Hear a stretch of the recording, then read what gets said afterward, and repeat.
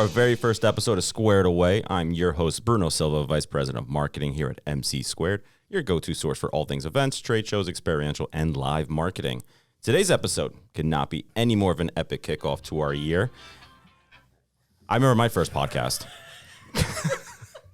For those of you essentially living under a rock, CES is the internationally known consumer electronics show hosted by the CTA. Essentially, it's our Super Bowl, right? So not only for the tech industry, but also the live marketing industry. And who better to go ahead and get us squared away on this topic but two of our very own CES powerhouse colleagues, Chris and Nicole. So to go ahead and start it off, I know my notes here say to start with Chris, but it's always ladies first, right? So Nicole, tell us a little bit about yourself. So I have 18 years of experience, rooted in client services and event production. I definitely wear many hats here, and shocker. We love the thrive of live events because it's never the same thing twice for any of one of our clients, and we do it best. There you go. Chris? Well, hi guys. This is already a blast, but no, I'm very excited to be here for Squared Away, and completely honored to be part of the first podcast episode. So a little bit about me. I've been with MC Squared since 2000. I have a little over 30 years experience now in engineering and project management. Have a extensive background in construction management. Over the past 25 years, I've held multiple roles here with MC Squared, from project manager to director of management, and now I supervise and maintain team relationships, specifically between our clients, the agencies, and MC Squared. The notes say I'm best known in our company as a primary client resource contact. It's probably one of many things I'm best known for around here, but that's what I do. I bring teams together, cross those T's and dot the I's and problem solve. So that's awesome. And obviously, I mean, we just finished coming out of CES 2024, right? And I think since I joined the company probably 3 years ago, I was always told CES is it, CES is it, right? That's how we determine how the year is going to start. And quite frankly, how the year ends, right? Very, very true. And not many people know that, right? I mean, I was surprised when I found out that just the sale prospecting cycle alone is like a 3-month window. And if you don't miss that window after that, it's all hectic from there. Yeah.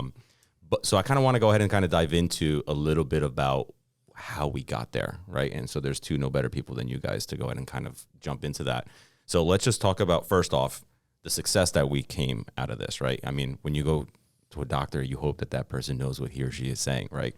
So just to kind of highlight a little bit about our success behind CES, 23 was insane, right? Yeah. We had a lot of brands, and I think what everyone always looks to at the end of the show is Exhibitor Group's Best of CES list.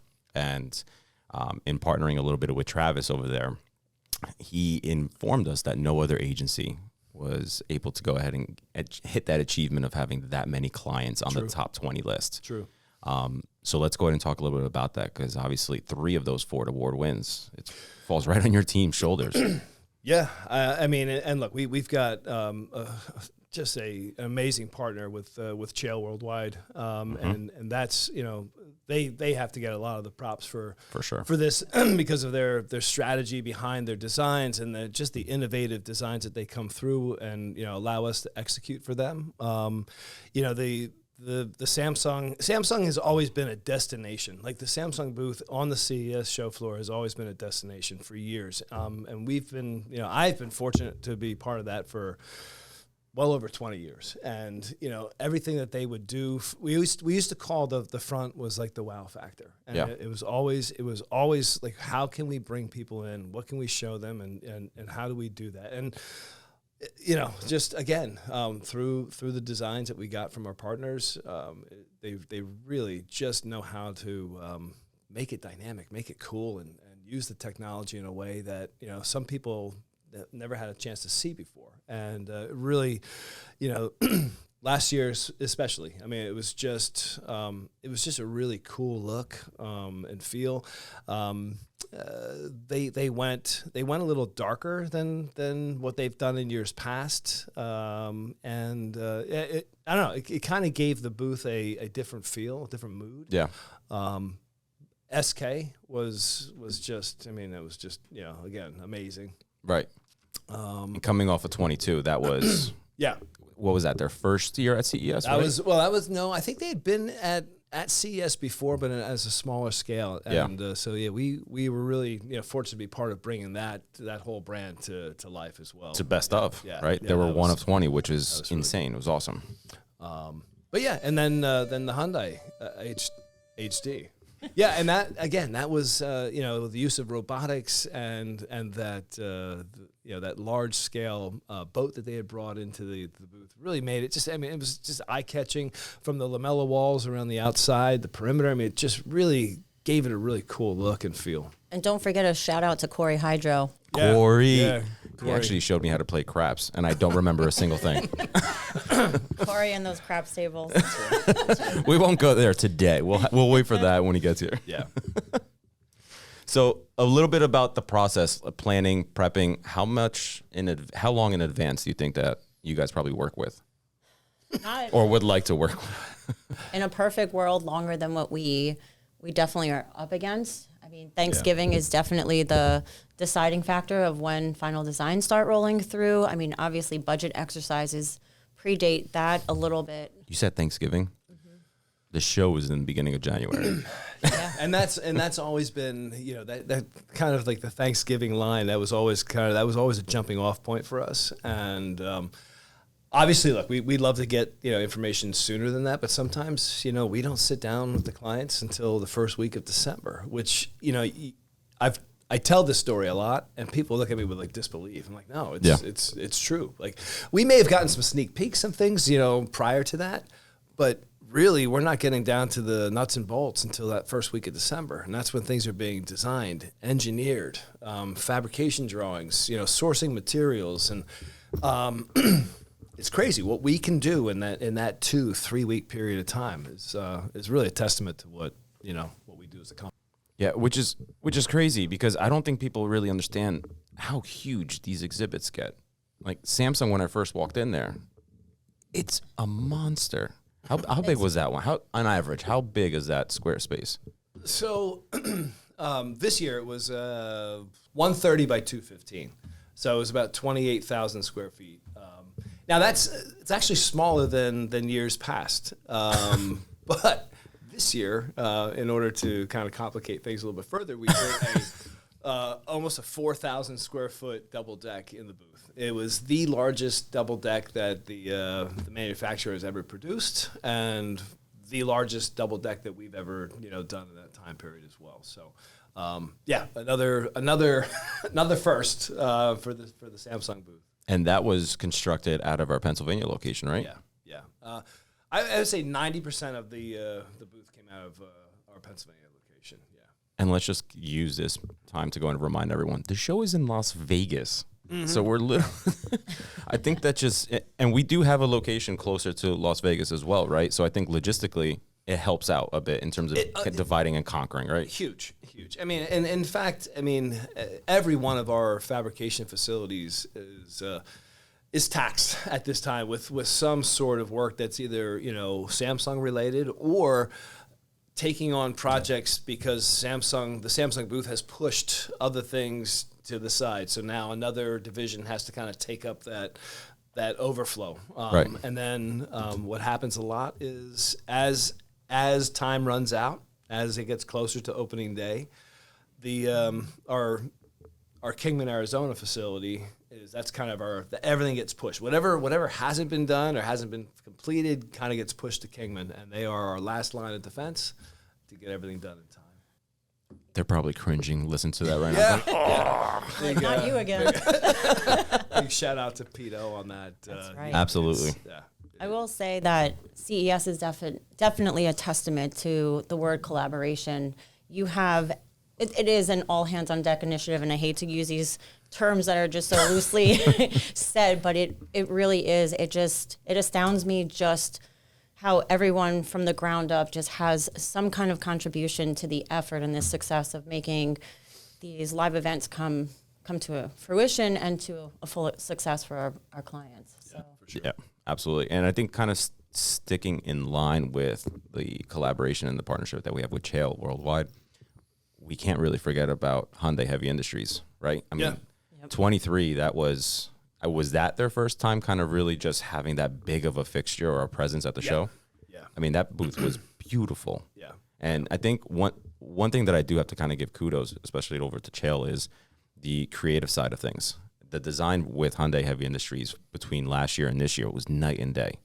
And that was one of the things that I really liked seeing was the different utilization of the color palettes within the exhibit. It stuck out, right? Because last year, Hyundai's blue really popped. Well, it was all about marine. It was all about it was all about that ship. And Yep. so it was all about water and movement. And that's the lamello walls and the moving lights. And then this year, it was about their autonomous excavators and things like Yep. that. So it was very, very sand, gravelly, dirt, really, really earthy. So and so you definitely see the difference from those two, very obviously. Yeah, for sure. Absolutely. And in terms of the creative aspect of it, how much do we have in terms of input as well? Like, do we kind of allow it to have some feedback or some suggestions in terms of kind of incorporating what we know about CES and telling them, well, we think this should actually be on this side of the exhibit and so forth? I mean, they know what they want. Yeah. And we certainly are there for, to support that and to help them and help them make some of those educated, decisions. But, truth be told, I mean, they know. They've been doing this a long time and they have the experience. But yeah, they do lean on us from time to time about, just again, logistics within inside of the convention center. They do a lot of work internationally, and the U.S. is always just a little bit of a different animal from that. And so how do we navigate through that? So I think that's where they really lean on us to kind of help them navigate through those. Whether it be union or rigging and electrical and things like that, how all that happens, and make sure that we deliver it on the time that we need to deliver it. Yeah, and I mean, I think that's the crazy part. It's as soon as the year starts, I mean, once CES 23 was over, I feel as if we jump right into then having those conversations about the next show as soon as we can in terms of at least internally, right? What we did good, what we did bad, what we need to improve on. On the client side or the partner side, when does those conversations kind of kick off? So there's a couple, there's a couple timeline or milestones that happen throughout the year with them that used to be kind of a deciding factor for what they were going to do at CES, and that was a show called IFA, and IFA is basically the European version of CES. It takes place in and around like September 15th, around that time of the year. Mm-hmm. So it was usually not until after that would you get a sense of they would see what worked good, what worked bad, what can we take from that show and move to America. And so you would start to see some things, conversations be had after that. But typically, so that would be end of September. So you're looking at maybe getting a couple peeks at a design by end of October. Yeah. And then, before you know it, like it just seems like you blink and it's here again, Yeah. And I know a lot of people like us, we kind of like, I don't know what the word I'm looking for, but we kind of like tell time based on CES. It's like, oh, well, the holidays are here. Yeah, CES is coming. CES is right around the corner. It's like it's all measured by CES, and it's just been what I've been involved in for Nicole too for a very long time. And as quick as it comes, it goes, and we're already advancing 17 other projects in tandem with CES, Yeah. and that's what I think a lot of people don't sometimes comprehend, like, oh, you're just focusing on CES. Well, no, if you look at our production status, we already have literally, like 18 events spread out. Lined up right now that we were for working end of on December, January during into February. CES. So it's just like it's just right now. It never ends. It never ends. In a good way. No, I'm not complaining. But it is that, you get a lot of people like, oh, CES is over. Well, no, it's not. I mean, it is, but we've been doing the pre-production for other projects. For example, some stuff that we've got coming up for the Super Bowl. Yep. And that was all taking place. We're doing site visits during, set up for CES, and it just doesn't stop, and it's how well we are able to kind of like multitask and make things happen that gives us the success that we have. That's fantastic. My employer is going to be at the Super Bowl before my NFL team. Shout out New York Jets. Thank you so much. Well, Keep waiting. Yeah, keep waiting for that, buddy. So are we allowed to talk a little bit about what we're doing at Super Bowl? It's coming up. We can. I'm not going to give away too much, but yeah, there's three activations that we're doing for a client of ours. Don't forget, you can tell me. Just let me know when to hit the...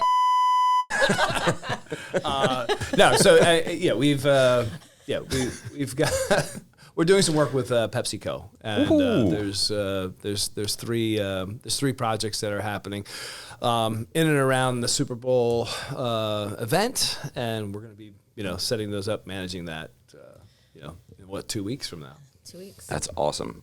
All right, that's good. So that means in a week I'm going to start bothering you for content, right? Yep. Okay. Yeah. Good. Yeah. So just giving you a heads up when you can start ignoring my emails. All right. All right. Awesome. So really quick, in terms of, obviously we kind of touched a little bit about how much you guys are really stretched out, right, with projects. And I recall that at this year's CES, I was talking to you two and I said, at least the show's coming up, right? The end at least is coming up and you get to go and relax a bit. And you laughed in my face and you said, well, we're actually on our way to San Jose right after this. Yep. So I think that, let's talk a little bit about how your team started to where you are now. It's been a This century. This century, yeah, exactly. So I mean, look, as the needs grew, so did the team, and years ago it was myself and maybe another account manager, but that was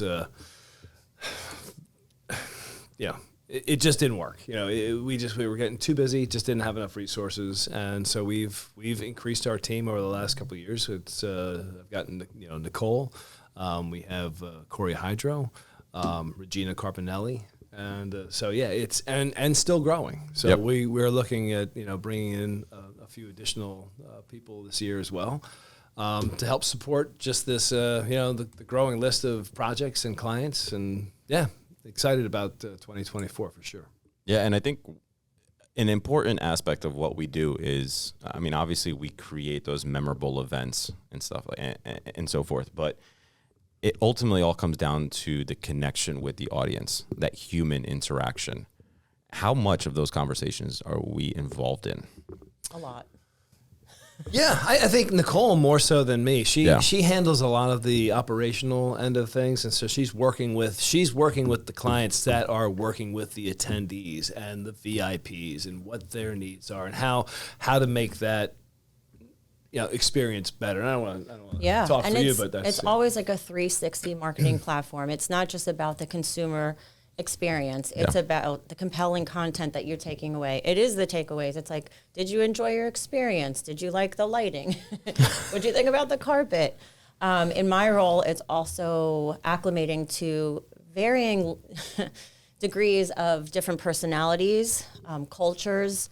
There's so much thrown at each one of our projects. And like I said earlier, it's never the same thing twice. So it's really trying to get rooted and understand what the client is really trying to convey with an activation, a live event, brand messaging, and then being able to speak to that fluidly, because at any given point, somebody can come up to us and ask us about a Samsung product. Right. And you don't want to be like, oh, I don't know. Let me go get my client. You have to be well versed in at least having a few top topics and talking points, and then obviously leading them to the salespeople or somebody who's more of the expert in that field of technology, which is definitely not my area of expertise. I just want to push a button and let it start.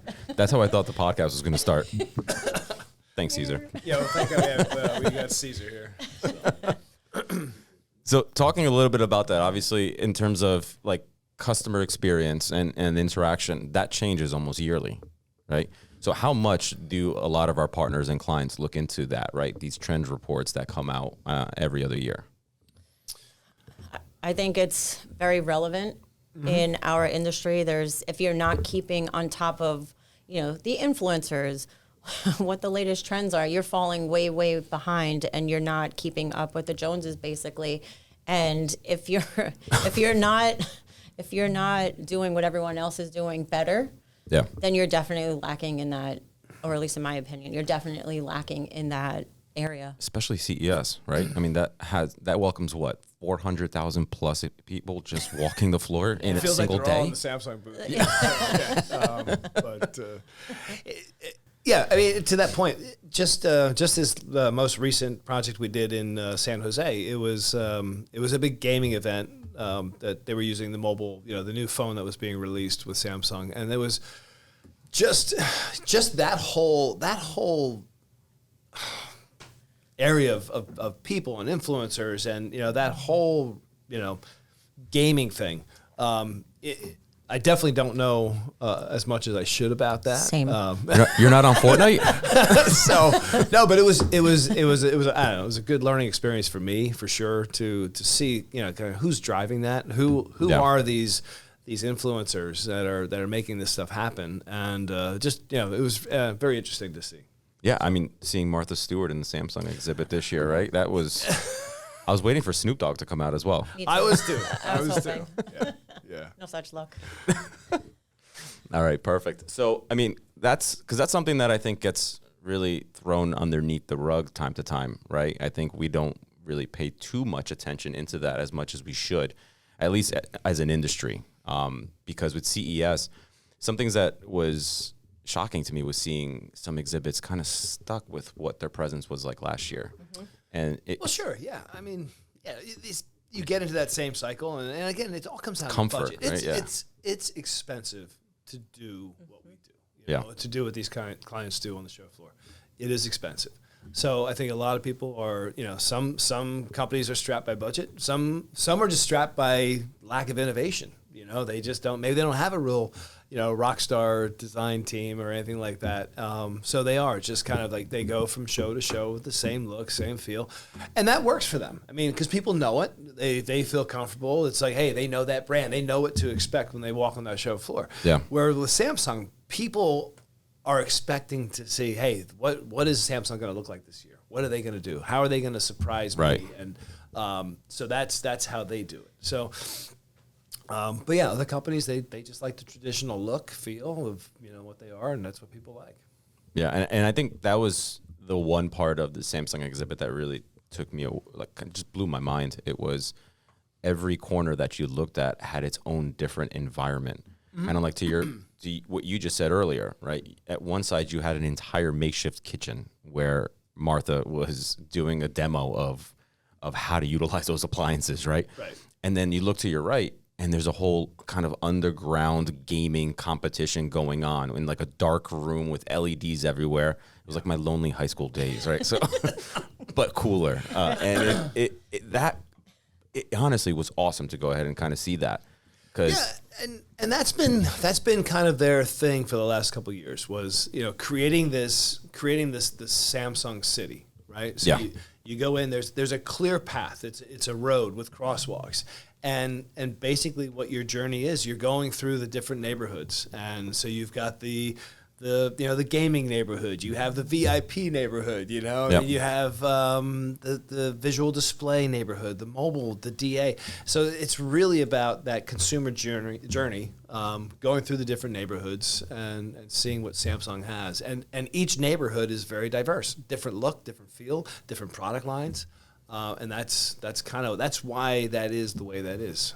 Yeah, and I mean, looking at that on a marketing perspective, it's brilliant, right? Because you're able to utilize your floor space to tell different story at literally every wall. Yep. And I think that that was, I think, kudos definitely to the team all involved, the core team, both in Chael, Samsung, and so forth. Yeah. What stuck out to you within the exhibit itself? Well, I have a funny story. Uh-oh. I swear. Remember, we have a swear jar as well. So, So my first year of CES working on Chris's team and joining MC Squared, I was outside in the silver lot freezing because it was one of the coldest winters ever that Las Vegas has had. And I didn't know much about Samsung besides designs that I had seen in shared meetings, but my role was outside with a different client that we had. And every so often when I was cold and would come inside to warm up, I would just walk into the main hall and see this humongous booth that I just could not believe was like ours as a company. Yeah.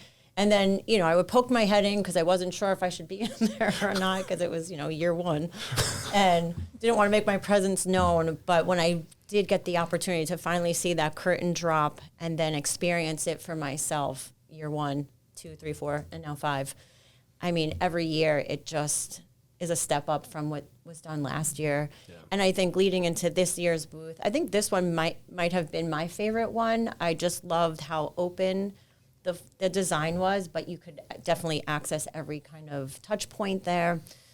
The upper deck was definitely amazing for that bird's eye view of like, wow, like look at what we've accomplished as a team. Yeah. Pretty astounding to see that. I didn't get invited up there, so next topic. No, but I mean and I think that is too. That gave these VIP guests a vantage point that you typically don't get. You know, they were able to kind of really see that Samsung city from above. You know, and then you could clearly see each one of those the different neighborhoods, and it was really well done. Yeah, I tried to throw my film crew up there. They got shooed away. It's all good. Sorry. No worries. Next time I'll just go ahead and take a video of.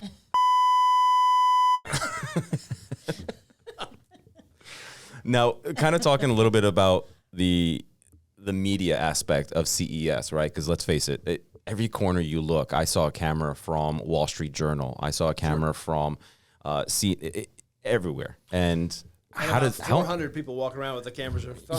Yeah, and that's and that's selfie sticks. That's selfie sticks, and the influencer game at CES is huge. And let's talk about that's exactly where I wanted to dive into the media relation aspect of it, right? It kind of now is just not those cable network channel outlets, right? Now you have social media, you have TikTok that allows for anyone to really pretty much be a street journalist. And CES, bang, if your topic is tech, they're there. So how much did that dive in? A little funny story there too. You know, back in the day, 5-10 years ago, you would go out to that back lot and it would be lined with satellite trucks, and now there's maybe 1 or 2 back there. And I'm not saying that it's not getting the presence that it gets or it had gotten before.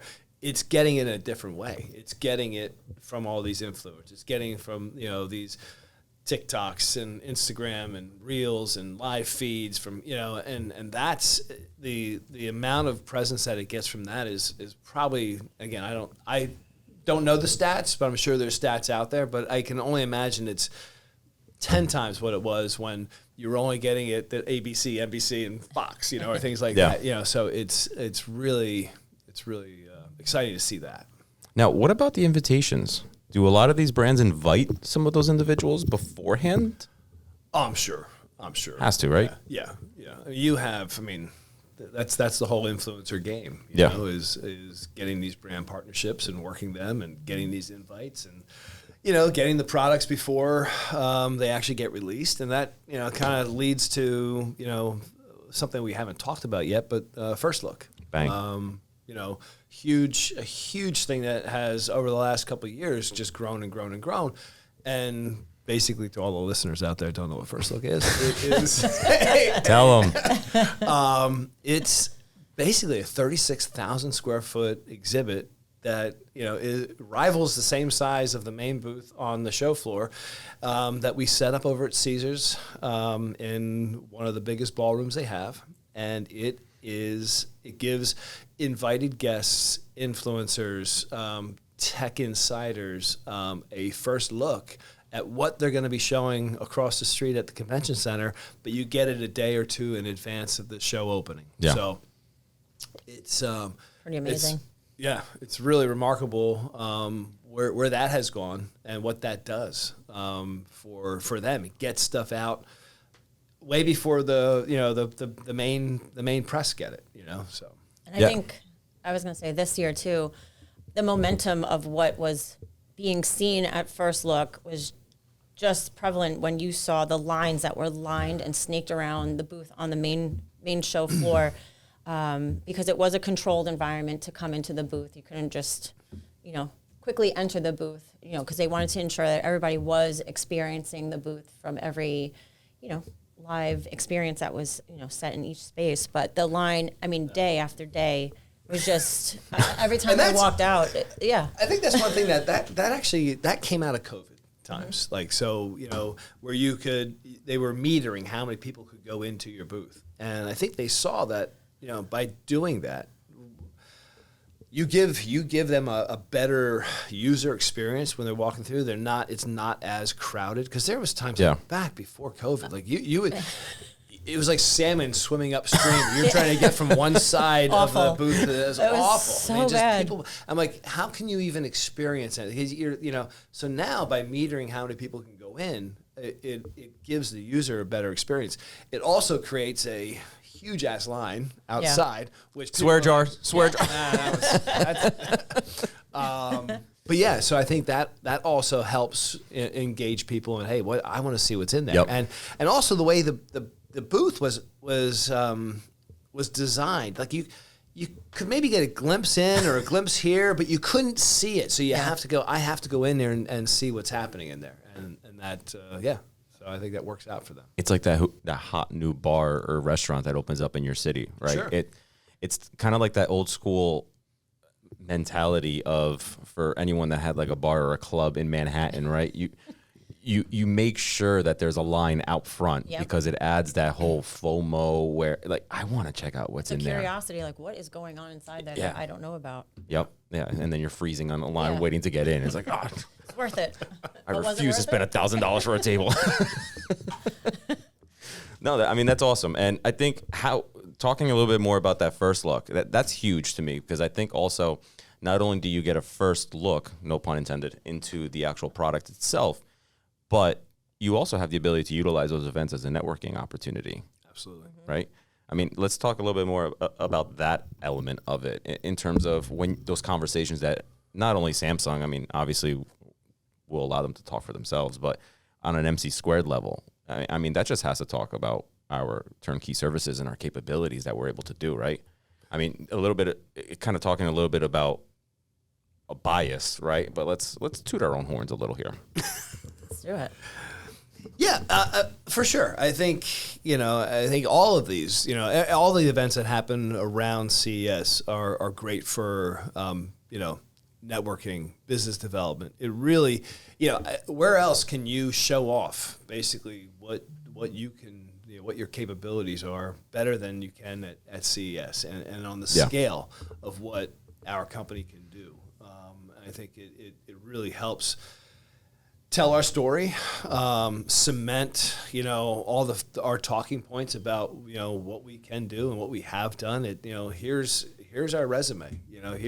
Here's what we've done. Here's what we can do in 2.5 weeks or whatever it takes. So just keep those away from us, please, please, please, for the sake of our sanity.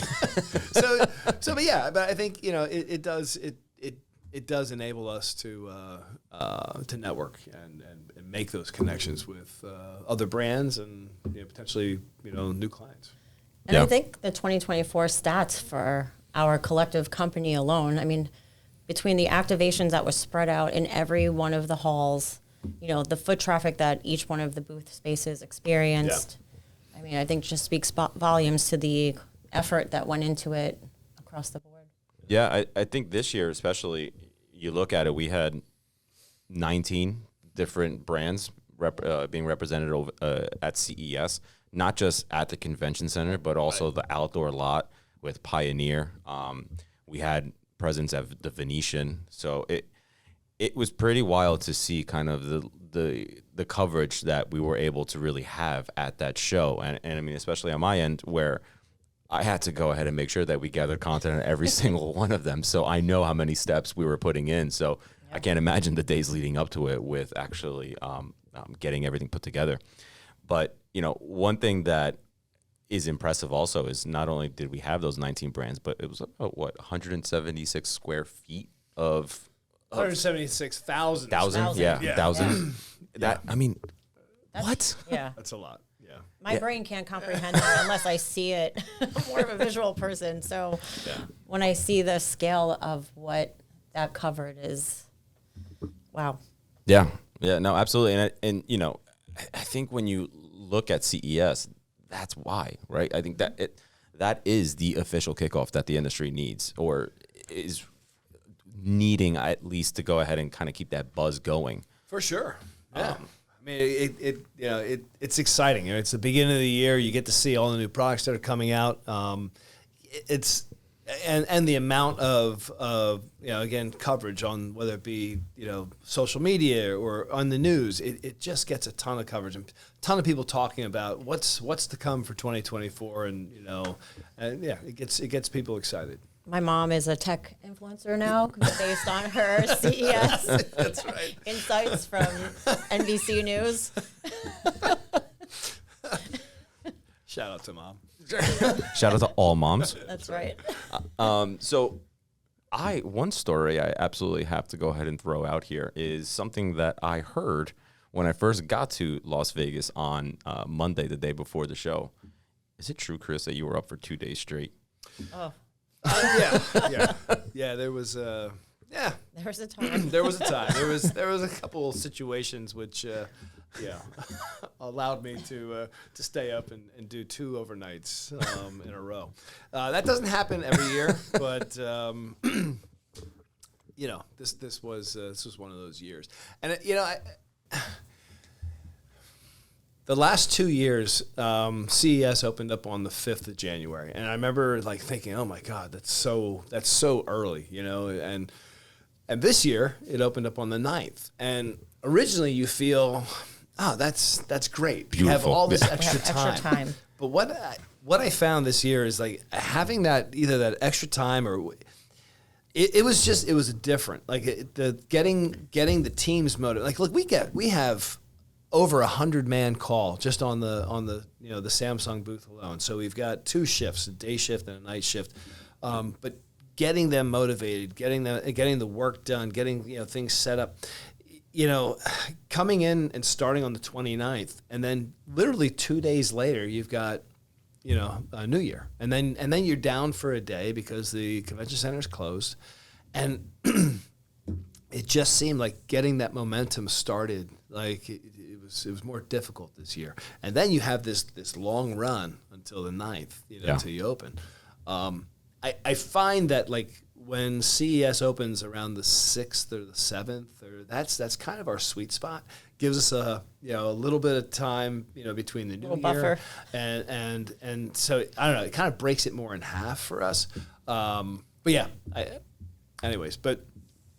yeah. This year there was two rough days. So And our clients were right there alongside the Oh, yeah, sleep yeah. I mean, deprivation, and yeah. I was sleeping, but I needed some rest.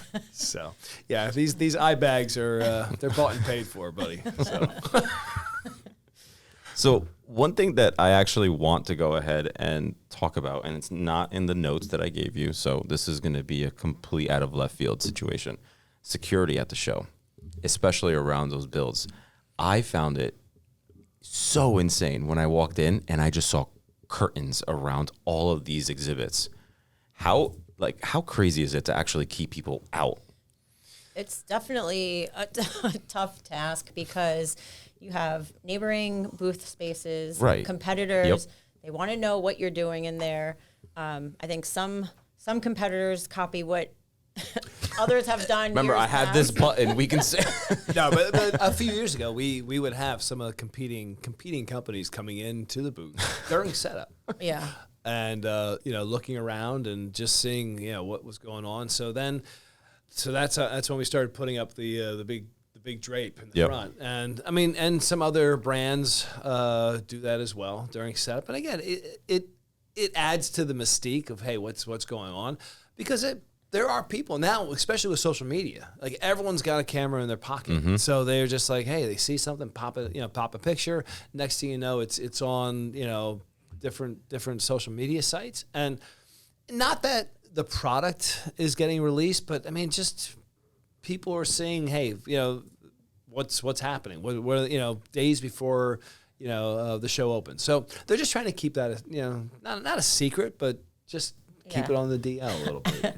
I think one of the funniest things this year was we were sitting in our makeshift office setup, and it wasn't in our booth. It was in a neighboring booth. I don't know if the guy was in like his lift or if he was on another double deck, but all I saw was him doing this across the entire show floor. And I'm like, well, I wonder where that video is going to wind up. But he didn't just get, our space. It was a whole floor from a bird's eye view. So he was very, excited about it. I think, and I don't even know if we're able to talk about it. So if we're not, throw something at my face, okay? Didn't one exhibit one year almost catch on fire, or did catch on fire? A product? We've had lots of not pyrotechnics. So much, no. I don't want to say nothing with product. Nothing with product. We've had I mean, look, to do a booth the size of Samsung, the amount of electrical service that comes into that booth, I couldn't even quote it, but it's probably, and someone's going to correct me, I'm sure, on this, but it's probably like, at least 600 amps of service coming in, whether it be lighting and all the, the floor power that gets done. And it's all distributed back through these back passages, that you don't see. It's all behind the scenes and back of house. There's techs climbing in walls. I mean, there's small panels that bodies are going in and out of. You see legs hanging out. Pre-show. Pre-show. we hide all the legs during the show, but yeah, no, I mean so things do happen. Whether someone is walking back there, steps on something, or unhooks something or whatever. But give me the craziest thing that's ever happened. Well, it wouldn't be a live event if something didn't happen beyond your control. But the whole point of being in live events is that you're already anticipating 25 things that gotta happen prior to the client asking you, well, how are you going to fix this? What is this? Why is this way? I don't want black carpet. I now want blue. It's just keeping you on your toes, but doing it with grace and not cracking at the seams because you can't figure something out that they're expecting of you. Yeah. And obviously is our job. Yeah. I mean, you talk about the craziest thing. Craziest. And this is not CES. I mean, there's been plenty of crazy things that happen at CES, but this one goes back a number of years back to when we were doing NACS at Las Vegas Convention Center. We had a double deck, and back then we had to have fire sprinklers underneath the deck. I love the back then part of it. Back then, I mean, things have changed in Las Vegas where you don't necessarily, depend, but anything over 1,000 square feet had to have sprinklers underneath. So, that required calling a, certified sprinkler guy, come in. They would tie off one of the main lines in the convention center, bring this big 4-inch diameter pipe right down into the booth. And then from there, they would distribute it to all these, sprinklers underneath the deck. So, I don't know. It's 1:30 in the morning. I get a phone call. And it's a panicked person saying that the entire convention center is flooded and it's coming from our booth. And this is 2 days before the show opens.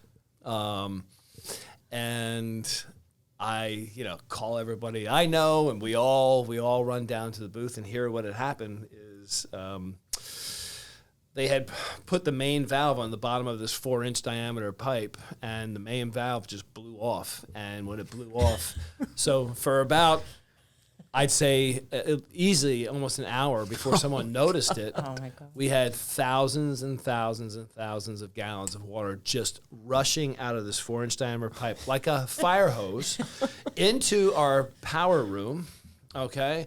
And it flooded. It flooded our booth. It flooded probably about 20 other booths surrounding us.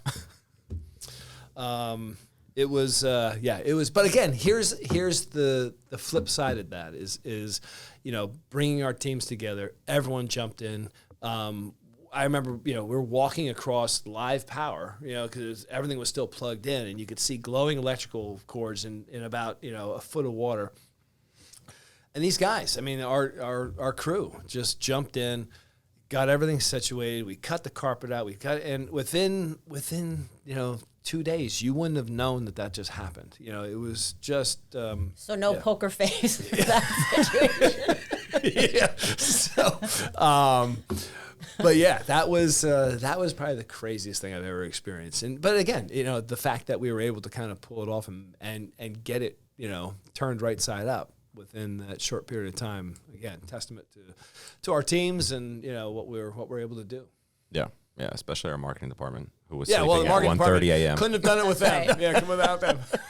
Yeah, I will not be jumping into water with electrical wires. Same. I'm going. It was before my time. I'm like, Why's the electrical, Chris? No, and to kind of talk a little bit about the collaborative effort behind that, right? After the show, how long until you connect with, let's say, Chael in this end to talk about the findings on how that show went? yeah. I would say postmortems are so important immediately after an event. I mean, the longer you wait, the longer issues and things that were top of mind, a week ago slowly start fading away if you're not like writing them down or just remembering why something happened. So I think, together we definitely capture our own talking points about, here's where I think they're going to address. Here's the things that we know we've could have done better and we will do better on the next project. And they're very receptive. Like it's not only hey, this is what we didn't like, but here, this is what we did like. This is what you guys really did well. Here's some things that we could improve on. And then they're very much about, hey, how can we make what we did better? How can we improve from our side as well? So, and that's what makes it them such a great partner for us, is just that back and forth that we have, and it's never just one-sided. So, and constructive criticism is the epitome of, again, what we do. If a client is angry and you can't take it and find a solution to it, then you're in the wrong industry. Like if you're in a corner constantly sad and crying because you were insulted by something a client said, granted, there are times when you have to walk away and take a deep breath, but you shouldn't be offended or insulted by anything that's thrown at you, especially with what we do. Everything usually is our fault, even if it's done right. And even if you think you have everything buttoned up until the first go live, the minute like a light starts flashing, why'd you make that happen? So you definitely have to have a good laugh about things and you have to take it serious, but serious to the point where you did everything up until that point to ensure that the success of your client's activation was exactly where it should have been at that very moment. And then everything else that happens after that is just the trickle effect of, it's definitely all of us figuring out how to make it work better. Yeah, no, spot on with that. And I think today's topic was supposed to be CES, right? And I think it slowly starts to trickle into its collaboration, right? And it's kind of just working together, working with all parties. It's the only way to get it done. It's the only way to get it done. Yeah. Well, starting with the client, collaborating with them, their designers, their engineers, our designers, our engineers. The strategy behind the whole thing, from our on-site logistics teams to everybody. It is the truest sense of collaboration that there is. Is how we do this. Yeah, for sure. And we're dividing the efforts. We're multiplying the effects. Everybody has their own individual role and responsibilities, but at the same time, we all have the same job, and that's the success of a client. Yeah. Brand. Client services. That's what we do. The client is always right. Just lead with that every single time. All right. So, I obviously want to go ahead and kind of just now forecast into what the year is going to look like, right? CES is wrapped up. What's next outside of the Super Bowl? Yeah. So Super Bowl is like right around the corner. So that's got us busy. And then I think we're ready to roll right into a couple other projects. We've got Monterey Car Week. Still haven't got an invite for that. I get it. Maybe this year's your year. Still never got invited. Well, there's a couple other gaming events that we're involved in. It's some what we call the ILPs, which is the innovative launch platforms for Samsung. So that's part of what we're working on daily.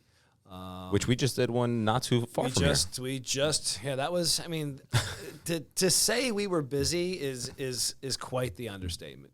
We were busy. We were busy. We had, a huge project that was happening in New York City called the ILP for Samsung, and that opened up January 17th. Just as CES was closing, and then we had the 2 San Jose projects for the launch there, all opening on the 17th. So, in addition to another project in San Francisco, so yeah, it was a busy few weeks for sure.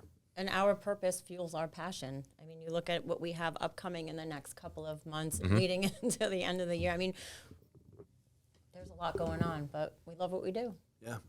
So, talking about Super Bowl, what are you guys thinking? What teams? Oh, May the best team win. Yeah. Oh, come on. That's like a participation trophy. We already know the Chiefs are going to make it. Yeah. Like the Chiefs, I mean, yeah. You guys thinking of going over there at one point? Or just waiting for the invite? Gotta wait for the invite. Yeah. We'll be waiting a long time. There's your invite. Go Eagles. All right, well, we're going to wrap up. So now, obviously, to kind of start to slowly wrap this up, CES 24. The next big thing that's coming up are the award announcements that came from that. How much and obviously in a marketing perspective, those are huge, right? Those are accolades that kind of just allow you to really keep making sure that you're the brand, the must-see, the showstopper. On your client side, how often is that ever brought up in the conversations, right? I know Samsung best of, they're always, pretty much almost always on that list. Yeah. They get so many awards. Yeah. I mean, they whether it be innovative product for this, innovative product for that, I actually got to be the recipient of one of their awards. And she was the official tech heiress. Exactly why I brought this up. And I made it a point to walk around with it in the booth, around the booth. So people were like, what's going on here? And then I politely placed it on the counter, but I wanted it back. Yeah. We're going to make a medal for her, wear around her neck.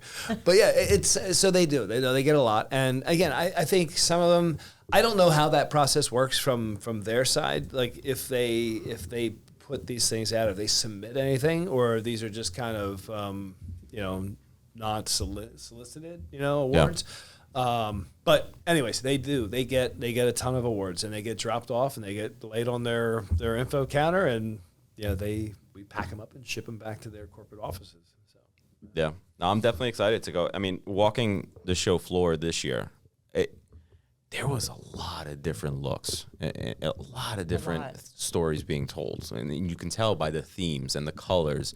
And, some exhibits were very closed in to make sure that you focused on only their products, where others were super wide open, right?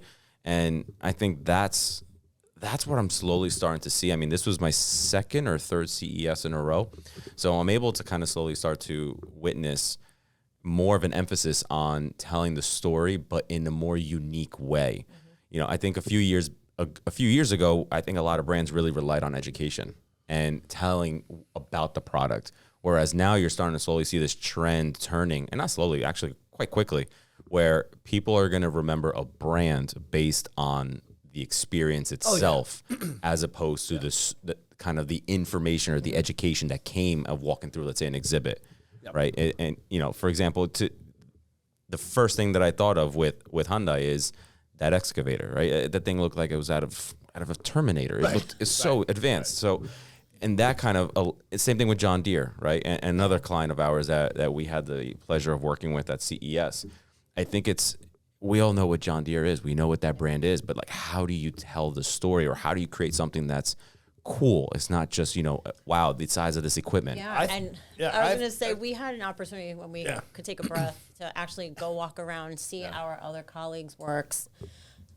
Truly amazing. And the John Deere booth was one where we actually got to speak to somebody from John Deere wasn't trying to sell us on what they did, but educated us on something that was not obviously anything that I knew about, and did it in such a compelling way and matter of fact, because it was his area of expertise, but prompted me to like, oh, I need to find out more about this. Like, I don't have crops to cultivate, but it piqued an interest of a topic I didn't even think I had any kind of interest in until I had a conversation with him. So it worked. Yeah. I mean, in fact, hearing it from him from a different perspective, someone not in our strategy or design, but hearing it from him and him walking through each one of those displays and explaining why they are what they do, and it was really good. I was like, and really, you felt the whole booth kind of come together. So, shout out to our Las Vegas team on that. And, it really looked good. The whole story came together really nicely. And then I climbed in the equipment and took a photo. The monster tractor that they had. Of course. Yeah, I saw those steps. I was like, no, I'm going to be that one person that misses the step and everyone sees me slide down. I held on, and then my eyes were closed for multiple photos. I'm going to need that for content gathering. I'm going to give it to you, don't worry. Yeah, one thing that I will say, and just shout out to the whole John Deere core team. We definitely want to go and have them on the episode to learn more about that, because not many people know that is literally a turnkey exhibit that we worked on. Yeah. Obviously, we had some awesome partners involved every step of the way, but from the creative to the fabrication, the I&D, that was all us. It was beautiful. They did something that, a few years ago, it was that wow factor of, holy crap, John Deere is at CES. Why are they here? Mm-hmm. And then you come to learn about the autonomous tractor and how much it actually helps on a sustainability standpoint and so forth. But I always wondered, how long can they ride that wave, right? And then this year, wild of an interaction that they had in the exhibit where you're able to actually drive one of those tractors in Austin, Texas, from the palm of your hands in the middle of the Las Vegas Convention Center. Right. I couldn't even get Wi-Fi for my live stream. Well, I mean, Caterpillar's there, Hyundai's there. I mean, so you're seeing, because the technology and all of this heavy equipment now is so top of mind, top of line. So it is all about technology and the autonomous vehicles being able to work in hazardous areas and not have to be in the machine. It's great. I think we're going to see over the next couple of years, you're going to see more and more of these companies that you never would have typically thought they were going to come to CES, and they're going to be there. And not only because to be there because of the audience and the amount of kind of press that you get, but there's really true reasons why they need to be there and showcase their technology. Yeah, no, absolutely. And I think as those brands want to make that that first introduction to the audience at CES, they need to definitely partner with somebody who knows what they're doing. Do you have that ding sound effect? I have so many. Come on, that would have been the perfect one. Yeah. I really that up. That's my favorite one. But all right, no, awesome. This has been really great, honestly. I think with CES, we can't stress it enough on how important it is for not only our company, not only our employees, but also an industry as a whole. Yeah. So looking into next CES, what do you guys think is going to be the next best thing to come out of CES 2025? I think we're going to see, like, the AI was just starting to, kind of like scratch the surface this year. I mean, it was doing it a couple years before, but we were just kind of starting to see some things come through this year. I think next year it's going to be robotics, AI is going to be huge. Yeah, that was one of the funniest things that kind of just freaked me out. As I'm walking through the show floor, I almost tripped over a robotic dog. If that's not CES, I don't know. Yeah, they were like running all over. Through the casino. I was like, I tried to steal one. Imagine bringing that one to the vet. There's something going on here. Yeah. All right, guys. Obviously, this was fun. I want to go ahead and wrap up the today's episode. Again, Chris, Nicole with me. It was a pleasure. It was man. awesome to go Thanks ahead for and kind having of. us. Yeah, thanks for having us. No, absolutely. It was, I figured what better way to go ahead and start off this year with not only CES, but also two people who know CES inside and out. That's right. All right. So with that, I want to go and thank everybody for listening in. This is, again, Squared Away by MC Squared. I'm your host, Bruno Silva. Have an awesome day.